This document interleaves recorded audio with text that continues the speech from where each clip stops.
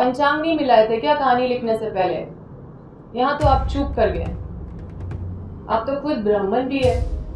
अब आपकी कहानी के हिसाब से ये जो भक्ताइन है उसको पीड़िता की माँ को बोली, ये मृतिका की माँ को बोली कि अष्टमी की रात 9 बजे के बाद शुभ मुहूर्त है बलि देने का। तो अष्टमी की रात को 9 बजे के बाद बलि देने का शुभ मुहूर्त है और उसी की तैयारी में सब यही हुआ है। तो आप ही बताइए ना कि कोई राह चलते किसी को ये बोल दे कि चलो मेरी बेटी का हत्या करना है, साथ दो, तो क्या आपको लगता है कि कोई साथ देगा? हाँ, साथ में चला जाता है भक्ताइन के घर। कहाँ से लाते हैं ऐसा वाहियात कहानी? भक्ताइन के घर सिर्फ चला नहीं गया, वही गला घोट के मारा, वही गला घोट के मारता भी है। और उसके बाद पहला साथ में लिखा हुआ है कि फिर पत्थर से भीमराव ने मृतिका का सर फोड़ दिया। ये चंदा मामा का कहानी सुन के लगता है कि डीजीपी मैडम के साथ साथ जितने भी उनके टीम के लोग हैं, जितने भी सब कांस्टेबल से भी निचले दर्जा का उनको ज्ञान है कि मीडिया बंधु को जोहार। चंदा मामा की कहानी लगता है सबको रास आ गई है। बंदी भी वापस ले लिया गया, मशाल जुलूस भी वापस हो गया, और हो भी क्यों ना, क्योंकि कहानी के रचयिता भी यही लोग हैं, पात्र भी यही लोग हैं, चरित्र भी वही लोग हैं। मैं डीजीपी मैडम तदाशा मिश्रा, आपको पता है कि मैं माननीय डीजीपी मैडम, माननीय नहीं आदरणीय डीजीपी मैडम तदाशा मिश्रा जी, जो आपके द्वारा पुलिस अधीक्षक कार्यालय में 1/4/2026 को आपके निर्देशानुसार जो प्रेस कॉन्फ्रेंस करवाया गया था या प्रेस रिलीज जारी कराया गया था, कुसुम्बा और विशुनगढ़ के उस बच्ची के जघन्य अपराध जिसने किया था उसका उद्भेदन के रूप में, उस प्रेस विज्ञप्ति को जब पढ़ते हैं तो झारखंड पुलिस के काबिलियत पे हंसू या रो समझ में नहीं आता है। ये प्रेस विज्ञप्ति है, मैं एक कॉपी आपको भी देती हूँ। मैं कोई एक प्रेस विज्ञप्ति रिसीव कर लीजिए। जब पूरा प्रदेश और पूरे देश में ये सनसनीखेज हत्याकांड का खुलासा को लेके, उसका कारण को लेके या गिरफ्तारी का उद्भेदन को लेके बेचैनी से लोग इंतजार कर रहे थे, तब 1/4/2026 को ये प्रेस रिलीज जारी किया जाता है मध्य रात्रि में। अब मेरा सवाल जो है वो पूर्ण रूप से ये प्रेस रिलीज पे आधारित है, कुछ भी प्रेस रिलीज में जो लिखा हुआ है उससे बाहर नहीं है। और मेरा सवाल सीधा डीजीपी मैडम से है, जो मैं सीधा आती हूँ सवाल पे। मैं शुरू करती हूँ पैरा 2 से। पैरा 2 में आपके अनुसार जो मृतिका की माँ है वही हत्यारन है और वही सूचक भी है। तो जो इस पे कांड दिखाया गया है, जो कांड ये प्रेस विज्ञप्ति पे, तो क्या ये एफआईआर का आवेदन बदला गया? क्योंकि अगर नहीं बदला गया तो अभियुक्त और सूचक दोनों एक है, सूचक भी वही है, अभियुक्त भी वही है, तो इसमें एफआईआर किससे साबित करवाइएगा? फिर तो रेशमी देवी जो, जिसको हत्यारन बोल दीजिए, या रेशमी देवी जो मृतिका की माँ है, उसको तो लाभ हो जाएगा और ये ट्रायल तो फेल कर जाएगा। दूसरा, आपके अनुसार कांड का लिखित आवेदन में रेशमी देवी ने धनेश्वर पासवान और अज्ञात पे केस दर्ज करने के लिए आवेदन दिया था कि वही लोग उनकी बच्ची का, नाबालिग बच्ची का रेप किया और हत्या किया। अब ये 8-9 दिन में हम लोग को पता नहीं चल पाया कि धनेश्वर पासवान का क्या हुआ।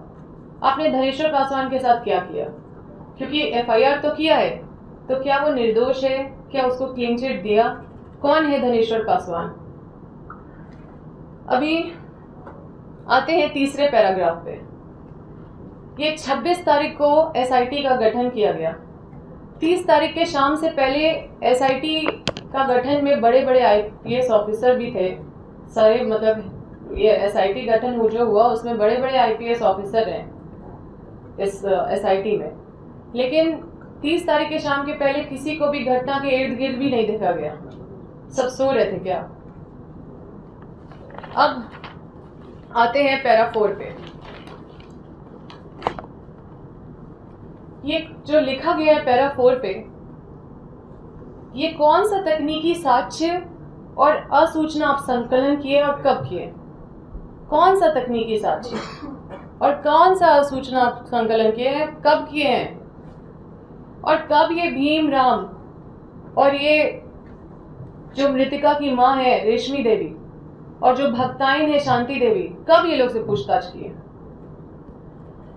अब इनके द्वारा जो पुलिसिया बयान लिया गया, तो क्या सिर्फ इनके द्वारा पुलिसिया बयान को छोड़ के क्या आपने कोई सबूत इकट्ठा किया? क्योंकि पुलिसिया बयान पे कोर्ट में नहीं चलता, उसके आधार पे आप किसी को अरेस्ट कर सकते हैं, लेकिन कोर्ट में पुलिसिया बयान के हिसाब से ट्रायल नहीं चलता, ना ही उस पर सजा होता है। तो क्या सबूत आपने इकट्ठा किया? सिर्फ कहानी से तो नहीं होगा ना।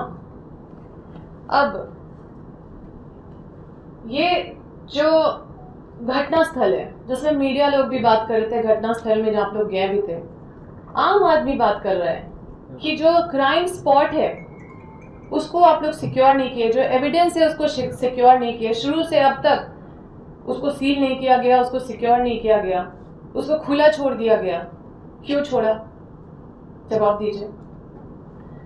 आपने कहा कि रेशमी देवी का बेटा सुधीर सिंह बरसों से बीमार चल रहा है। क्या आपने बीमारी का कागजात इकट्ठा किया कि वो कौन सी बीमारी से ग्रसित था, कि उसका कौन से हॉस्पिटल में इलाज चल रहा था? क्या आपने कोई साक्ष्य इससे जुटाया इस तरह का?